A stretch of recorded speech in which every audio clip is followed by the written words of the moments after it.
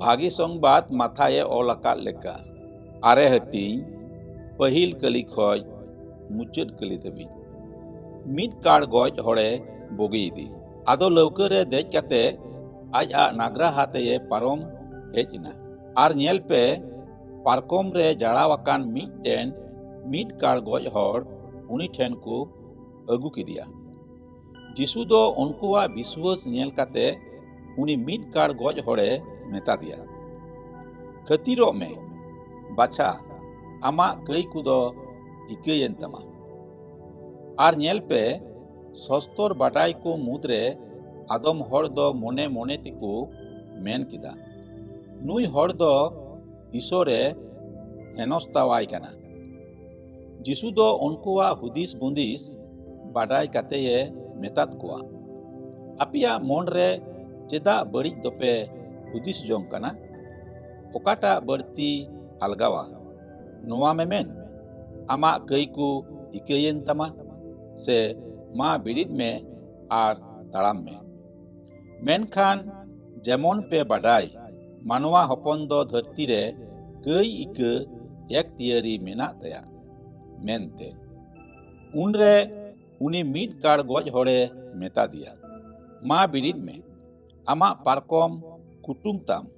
Are आमा ओड़ा ते चला में खान गी उनी दो बिडिट एनते आज ओड़ा ते चलावेना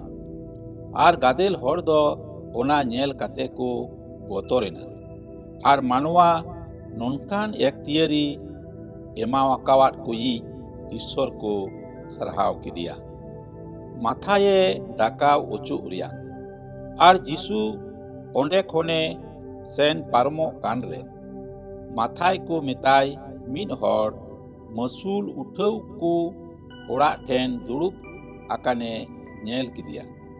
अरे मेता दिया देला पांजाइन में खान गी बिरिट कते पांजा किदिया आदो ओड़ा रे जोजो में दुड़ुब आकान ताहे कान रे नेल पे अडी उतर मसूल उठाव को आर कई हड़ को हेज कते जिसु आर उनी रेन चेला को तुलु जॉम लगित को दुड़ुब पांतीना आर फरीसी को दो ओना नेल काते उनी रेन चेला को मेतात कुआ आपेरेन गुरु दो मसूल उठाव को आर कई हड़ को तुलु चिदा ए जजम कना मेनखान उनी दो ओना आंजम काते ए मेतात कुआ बोगी हड़ को दो रारानी रिया जरूर बनु तकुआ मेनखान दुखली कुगी चला पे चीत जोंग पे नुआ दो चेत कना मेनते मायागी बसुता कना दाने दो बांग एनते धरम हड़ होहोवाको लगी दो बइन हेज अकना मेनखान कई हड़ कुगी चेला को आर उपस उन जोखे जहन रेन चेला को उनी ठेन हेज काते को मेता दिया चेड इयते आले आर फरीसी को दोले उपसिदा आर आम रेन चेला को दो पाकू उपसा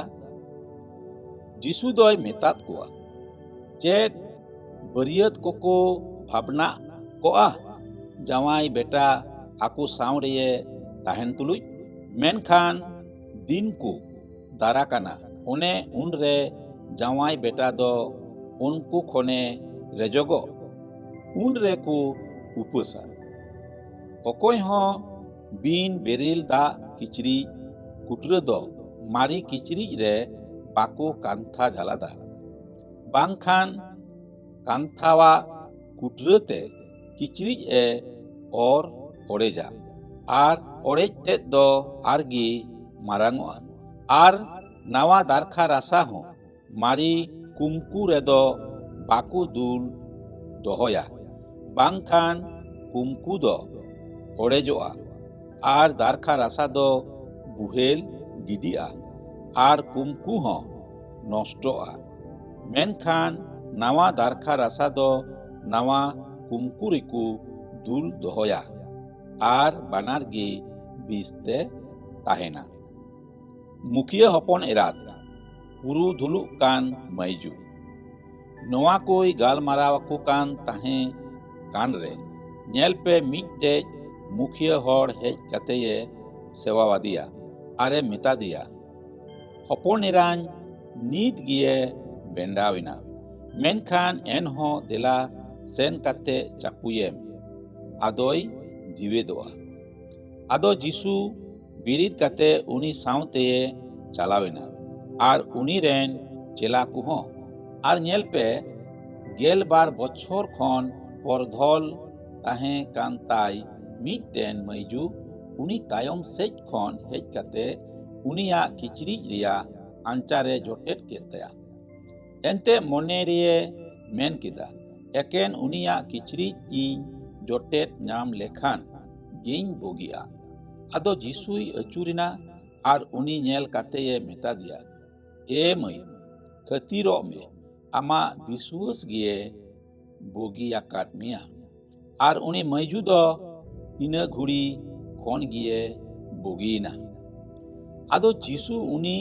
मुखिया होड़ा ओड़ा ए हेज एन खान तिरियो अरंको आर गादेल हर गवा रुवा कान नेल कातेये मेतात कुआ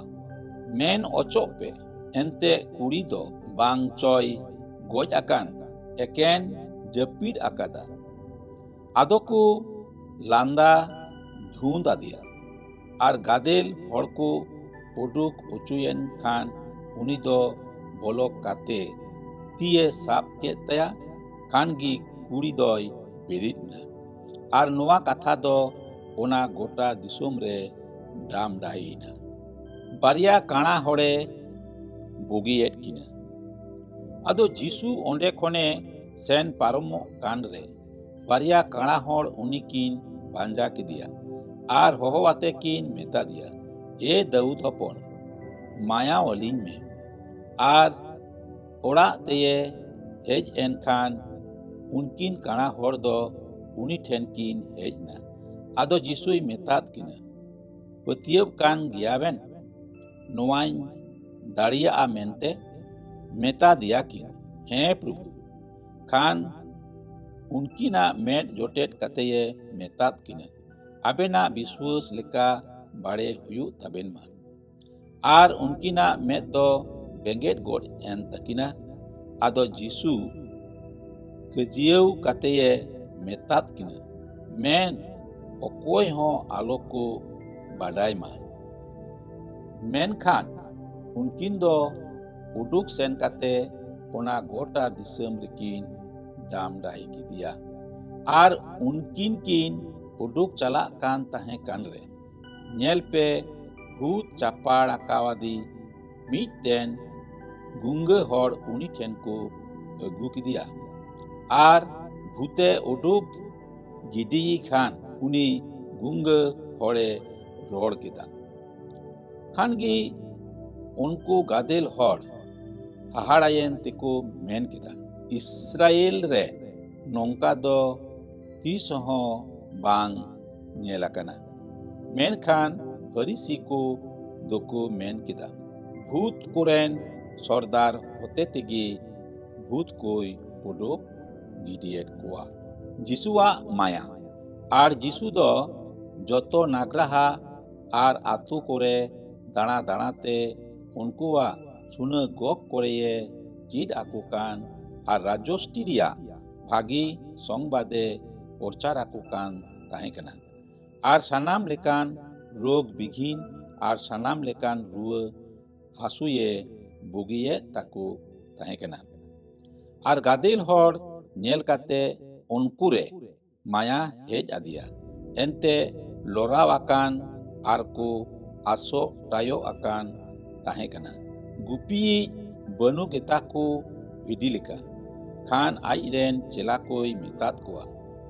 बिली चास मा अडी उतर मेन खान कमिया को दोको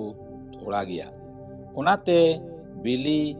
चास रेन किसर नेहो राय पे जेमन आज आ बिली चास रे कमिया को कोलते होय कोल उडुक को जोहार।